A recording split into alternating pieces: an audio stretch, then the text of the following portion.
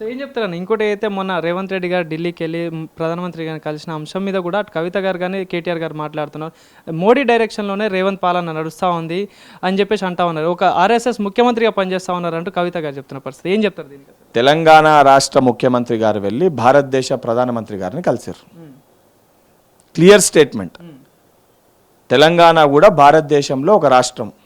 మన రాష్ట్ర ముఖ్యమంత్రి గారు వెళ్ళి ప్రధానమంత్రి గారిని మన రాష్ట్రానికి రావాల్సిన నిధులు, ఇవ్వాల్సిన నిధులు ఇవ్వాల్సిందే అని చెప్పి ఆ అంశాలపైన చర్చించడానికి వెళ్ళారు. ఇది క్లియర్. ఏదైతే సంబంధించి మనం కట్టే పన్నులు, మనకి రావాల్సిన నిధులు వాళ్ళు ఇవ్వట్లేదు కాబట్టి బాధ్యత గల ముఖ్యమంత్రిగా మీరు ఇవ్వాల్సిందే. ఇవేవైతున్నాయో సంబంధించి తెలంగాణ రాష్ట్రం ఏదైతే విభజన జరిగినప్పుడు అందులో ఏవైతే హామీలు ఏవైతున్నాయో, రావాల్సిన బెనిఫిట్స్ ఏవైతున్నాయో ఇవన్నీ మాకు రావాలి.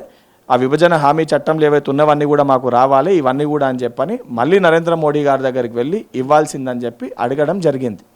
అది బాధ్యతతోటి ముఖ్యమంత్రి గారు తెలంగాణ రాష్ట్ర అభివృద్ధి కోసము, తెలంగాణ రాష్ట్రాన్ని అభివృద్ధి పదంలో ఇంకా ముందుకు తీసుకొని వెళ్ళాలని ఒక దృఢ సంకల్పంతో అన్నిటినీ పక్కన పెట్టి ప్రధానమంత్రి గారిని వెళ్ళి కలిసిరు తప్ప బీజేపీ పార్టీ నాయకులుగా నరేంద్ర మోడీ గారిని వెళ్ళి కలవలేదు.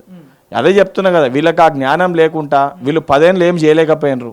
10 ఏళ్ళు బీఆర్ఎస్ పార్టీ తెలంగాణ రాష్ట్రాన్ని ఏమీ చేయలేకపోయారు. వాళ్ళ కుటుంబం బాగు తప్ప తెలంగాణ రాష్ట్రాన్ని అభివృద్ధి పదంలో ముందుకు తీసుకొని వెళ్ళలేకపోయినరు.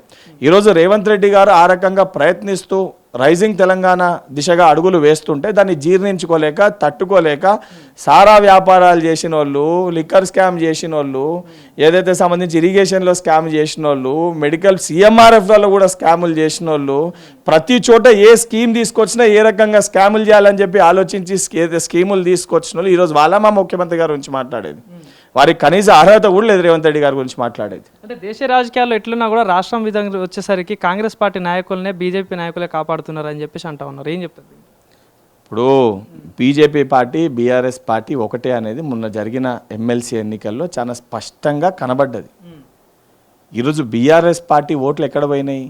పార్లమెంట్ ఎలక్షన్లో బీఆర్ఎస్ పార్టీ ఓట్లు ఎక్కడ పోయినాయి? కాంగ్రెస్ పార్టీకి పడ్డ ఓట్ షేర్ పెరిగింది తప్ప మా ఓట్ షేర్ మాకుంది. బీఆర్ఎస్ పార్టీ ఓట్ షేర్ ఎక్కడ పోయింది? ఈ ఎమ్మెల్సీ ఎన్నికల్లో బీఆర్ఎస్ పార్టీ క్యాండిడేట్ని ఎందుకు పెట్టలే? బీఆర్ఎస్ పార్టీ ఎవరికి సపోర్ట్ చేసింది? అసలు టీఆర్ఎస్ పార్టీ బీఆర్ఎస్కి ఎందుకు మారింది?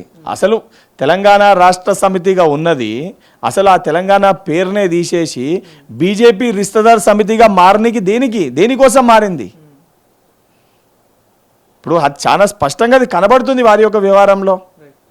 వాళ్ళిద్దరికి ఏదైతే లోపాయిక ఒప్పందాలు ఉంటే రేపు పొద్దున ఒక ట్రయల్ రన్ కోసం చేసారు. గతంలో కూడా ఇట్లనే కార్పొరేటర్ ఎలక్షన్స్లో లింగోజీ కూడా ఒక డివిజన్లో ఇద్దరు కలిసి ఒకటే అభ్యర్థిని పెట్టారు. ఆడ కాంగ్రెస్ పార్టీ గెలిచింది. అర్థమైపోయింది పరిస్థితి ఇదే రకంగా రిజల్ట్ ఉంటుందని. లేకుంటే మళ్ళీ ఎలక్షన్ తర్వాత ఈ ట్రయల్ మళ్ళీ ఎమ్మెల్సీ ఎలక్షన్లు వేసారు. ఈ ట్రయల్ వర్కౌట్ అయితే 100% రేపు పొద్దున జరగబోయే మళ్ళీ ఎలక్షన్స్ ఇద్దరు పొత్తు పెట్టుకొని పోటీ చేస్తారు.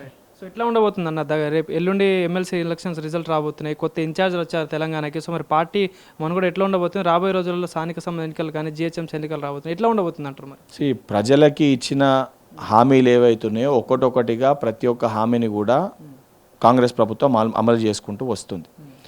అమలు చేసే క్రమంలో ఏ స్కీమ్నన్నా ఇంప్లిమెంట్ చేసినప్పుడు మొదట కొన్ని ఇబ్బందులు అనేటివి వస్తాయి. బీఆర్ఎస్ పార్టీ కూడా మొదట ఏదైతే సంబంధించి రైతు బంధు ఇచ్చినప్పుడు ఫస్ట్ ఇయర్లో అందరికీ రాలేదని చెప్పి అది స్ట్రీమ్ లైన్ కానీ 3 years పట్టింది.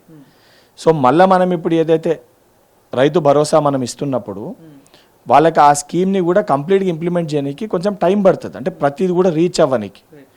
And at the same time రైతు రుణమాఫీ చేసినప్పుడు కూడా ఏకకాలంలో 2 లక్షలు చేసినప్పుడు ఏవైతే కొన్ని ఇష్యూస్ ఉన్నాయో అవన్నింటినీ కూడా రిజాల్వ్ చేసుకుంటూ వస్తుంది. దాంతోపాటు ఏదైతే ఫ్రీ బస్సు కానీ, 500 రూపాయల గ్యాస్ సిలిండర్ కానీ, 200 యూనిట్ల ఉచిత కరెంటు కానీ, నియోజకవర్గ స్థాయిలో ఇంటర్నేషనల్ తరహాలో మోడల్ స్కూల్స్ ఏర్పాటు కానీ, నియోజకవర్గానికి 3500 ఇందిరమ్మ ఇల్లు కానివ్వండి, స్కిల్ యూనివర్సిటీ కానివ్వండి, ప్రభుత్వ రంగంలో ఉద్యోగాలు కల్పన కానివ్వండి, పెండింగ్లో ఉన్న ఉద్యోగ నోటిఫికేషన్ అయితే కేసులో ఉన్నాయి అన్నీ కంప్లీట్ చేసి భర్తీ చేయడం కానివ్వండి, ఇవన్నీ కూడా ఒకటొకటిగా చేసుకుంటూ వస్తుంది. అంటే సంక్షేమం ఒకవైపు, దాంతోపాటు తెలంగాణ రాష్ట్రాన్ని అభివృద్ధి పదంలో ముందుకు తీసుకెళ్లే అంటే వెల్ఫేర్ స్కీమ్స్ ఇస్తూనే ఏదైతే తెలంగాణ రాష్ట్రాన్ని డెవలప్మెంట్ దిశగా ముఖ్యమంత్రి గారు అదేవిధంగా కేబినెట్ మంత్రులు ఉన్న వ్యవస్థ అంతా కూడా పనిచేస్తుంది.